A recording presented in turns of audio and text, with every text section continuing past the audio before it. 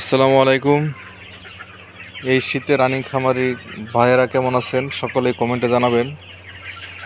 আমার সেটা বর্তমানে 500 পিসের মতো মিশরে ফার্মি আছে। এখন বয়স 2 মাস প্লাস। অনেকেই হয়তো চিন্তা করেন যে শীতের মধ্যে মুরগি পালন করলে প্রচুর পরিমাণ অ্যান্টিবায়োটিক ইউজ করা লাগে, কিন্তু আমার এগুলোতে গত 10 দিন থেকে পর্যন্ত কোনো প্রকার অ্যান্টিবায়োটিক আমি ইউজ করি না। শুধুমাত্র এনজাইম আর জীবাণুনাশক যে স্প্রে সেটা করতেছি।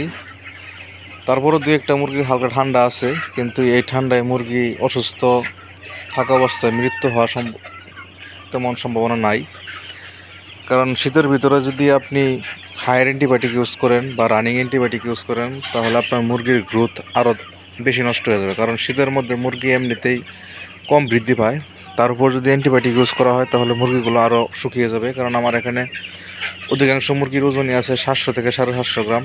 কিছু মুরগি 800 গ্রাম আছে, আবার কিছু মুরগি অল্প কিছু সংখ্যক মুরগি আছে আপনার 400 গ্রাম।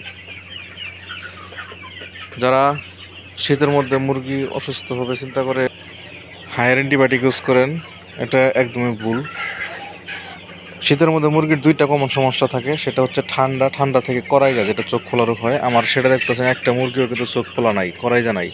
আর ঠান্ডাও তেমন আজকে লক্ষ্য করতেছি নাই।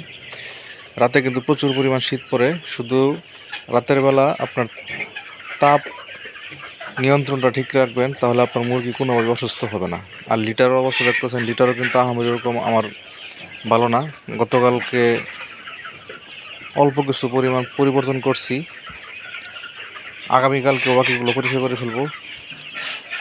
শীতে যারা আতঙ্কে থাকেন মুরগি পালন নিয়ে, তাদের উদ্দেশ্যে বলবো আতঙ্কের কিছু নেই। যদি যত্ন সঠিকভাবে নিতে পারেন তাহলে শীতেও মুরগি সুস্থভাবে রাখা যায়।